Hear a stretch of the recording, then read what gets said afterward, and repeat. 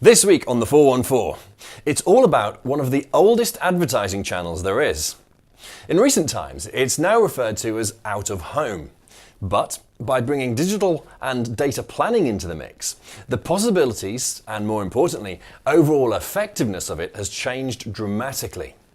But any great change invariably brings some kind of storm, and sure enough, digital out of home is doing just that.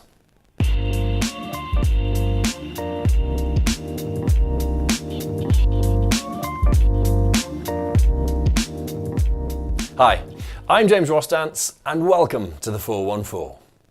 Each week with some of the greatest and most interesting minds in marketing. Now, currently there's a lot of confusion for the capabilities and efficacy of out of home. And joining me today is a lady who's a well-respected specialist in the field, who very much enjoys tackling false beliefs and giving no-nonsense clarity on what's possible. Welcome, Sophie Pemberton. Hi, James. So Sophie, let's jump right in at the deep end and kick off with the current hot topic, which is using data for more sophisticated campaign planning and measurement capabilities.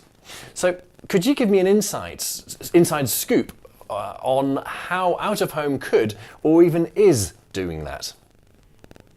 Sure. I guess to start with, data is a hot topic generally in marketing at the moment.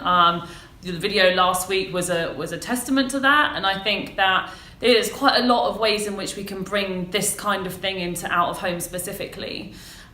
Firstly, I guess at Talon we harness quite a lot of power of data through our outdoor analytics team, and that means having a look at data sources that exist in the open internet, as well as being able to get our clients to trust us with giving us their own data, which they're starting to do more and more of, as well as developing technological capabilities to buy and create insights from data that we purchase ourselves. And we're doing that through a outdoor analytics platform called the Outdoor Data Management Platform that will allow us to essentially create some really powerful planning and measurement use cases out of purchasing location history data. So, in out of home at the moment, there's some really exciting moves towards becoming a more data-led channel. And I think that's really important for us to, be a bit more powerful and be a bit more effective. I understand that the out-of-home sector is experiencing a lot of probably what's best described as turbulence right now. And it seems to be stemming from the fact that the landscape is being digitized so quickly. So could you tell me a bit about the problems that are currently being thrashed out and what are their implications? Sure, I think that data and digital are probably two words that seem to go hand in hand with each other, and it's causing quite a lot of confusion in the marketplace generally, as well as in out of home. A lot of people think that digital out of home equals programmatic out of home. Data-led planning just is applicable to digital inventory, and I think we need to just take a bit of a step back and sort of think that there are some schools of thought that believe that digital out of home should be a channel in its own right. And if you think about the way that people move around outside, they're, commuting and they're taking journeys, they don't notice whether or not they go past a digital panel, whether it's a static panel. And really that little change in consumer behaviour means that we shouldn't think about digital out of home as a separate channel. There's enough fragmentation in the marketplace and within media at the moment to mean that it's getting even more confusing for planners to do their jobs and really difficult for them to do their jobs. So why would we be doing that in out of home? That would be really my question. We don't believe that it should be a separate channel. We think that it should all be planned together in one holistic strategy, and it should be measured as such as well. So what's, in your opinion, is the best way to approach out of home, and how would you qualify that? I guess the best way to approach out of home is to think about the way in which you behave as a consumer and, think about the things that it could do well alongside. Out of home doesn't work in isolation, and neither does any media channel. You've got to think about the idea that media channels exist in this ecosystem to help support one another.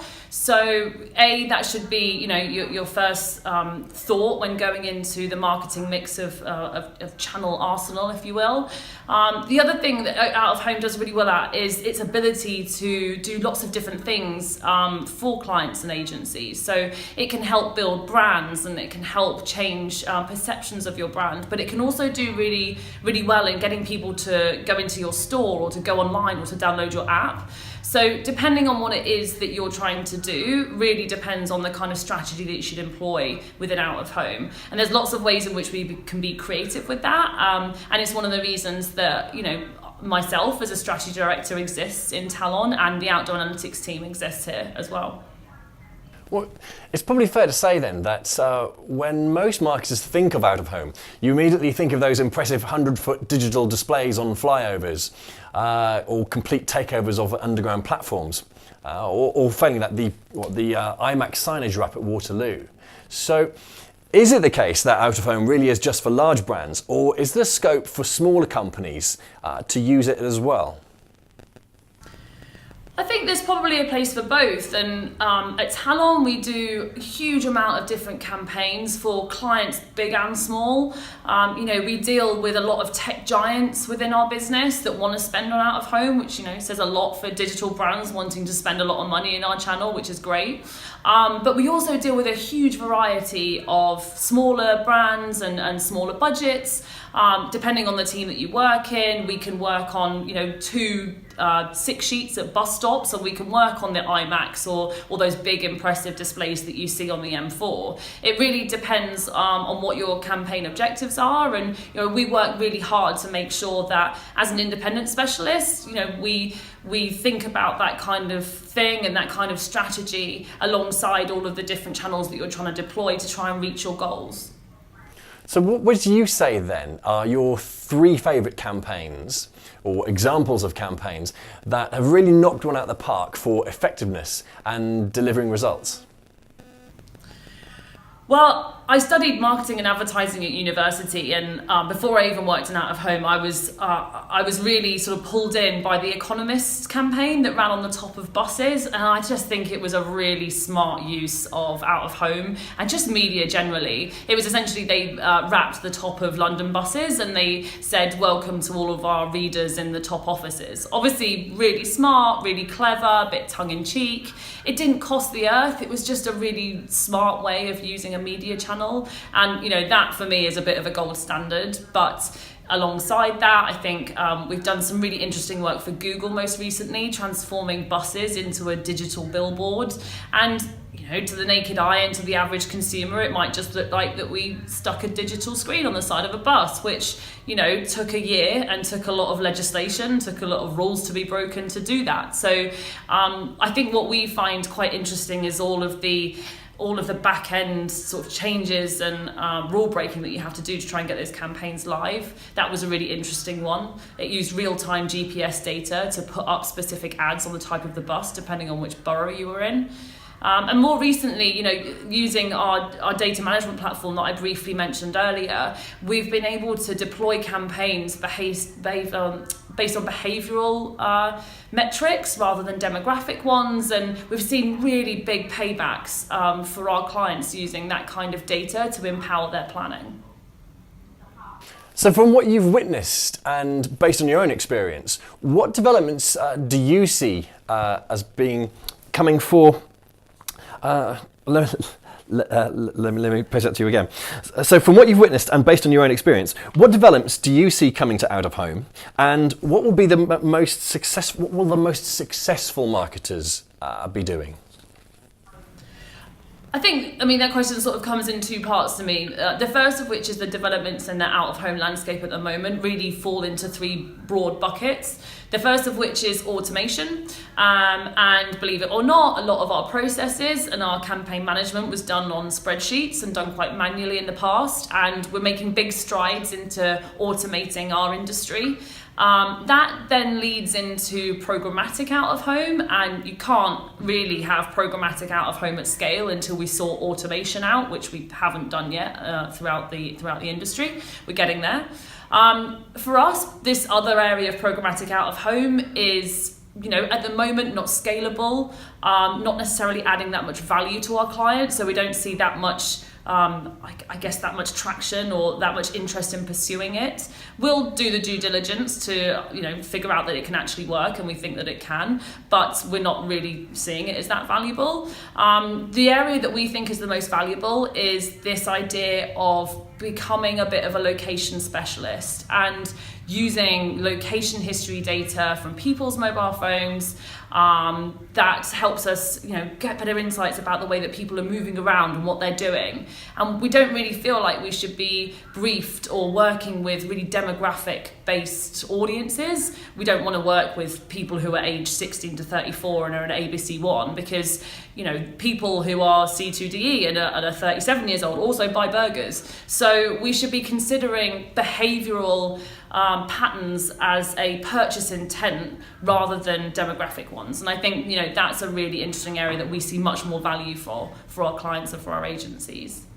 The second half of your question is about using it and using out of home, and I think that really we should be thinking about using out of home in a synergistic way, and the idea that clients should be thinking that out of home just exists as another weapon in their arsenal, and it should be worked in alongside TV, it should be worked in alongside digital, and those are the kind of effective campaigns that we see paying back as much as possible. And finally, what would be your best advice for marketers who either already use or are considering using out of home as part of their marketing mix? So I just touched on this now, but really thinking about the idea that out of home doesn't work by itself, and not a lot of channels do. And we've done a lot of research in the last year to better understand what happens when you put video content that's been created for social media channels onto digital out of home.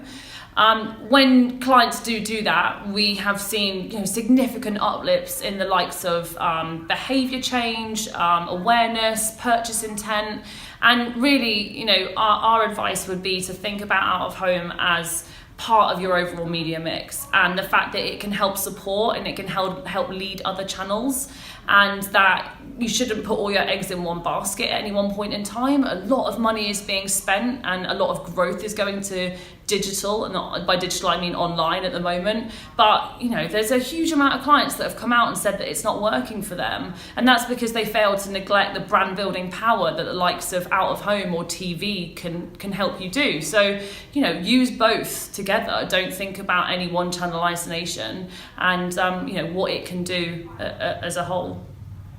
Sophie, thank you ever so much for joining me today. Not at all, thank you. And if you enjoyed watching and you would like to hear more from insights and wisdom from some of the greatest and most interesting minds in marketing every week, then please do subscribe now.